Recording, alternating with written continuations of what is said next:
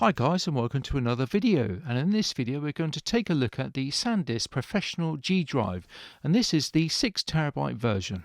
I paid roughly about £200 for this. The price does vary somewhat, so it's worth keeping an eye out for those little deals. I predominantly use Mac-based systems, so this comes Mac ready, which is ideal.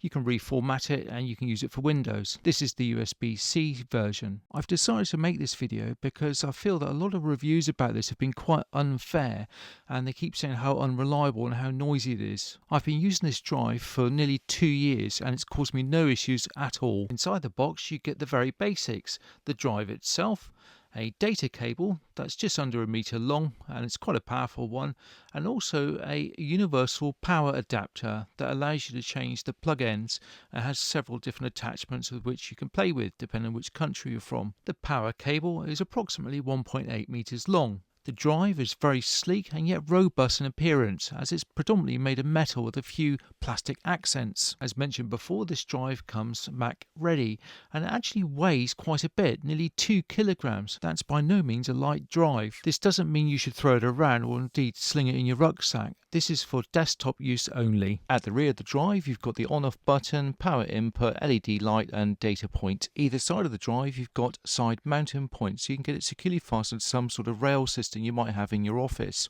The hard disk drive that's contained within is a 7200 RPM UltraStar. The performance of this drive is adequate. I wouldn't say it's blistering, as it's not a solid state drive. After about 10 minutes it seems to go into hibernation mode, so to activate it all you do is wiggle the mouse, tap a button, and it takes about 5 seconds for it to start working at full speed again. This has a very low noise signature, the equivalent of rubbing 2 bits of toilet paper together. Now time for a speed test. I'm going to be using the software provided by Blackmagic Design.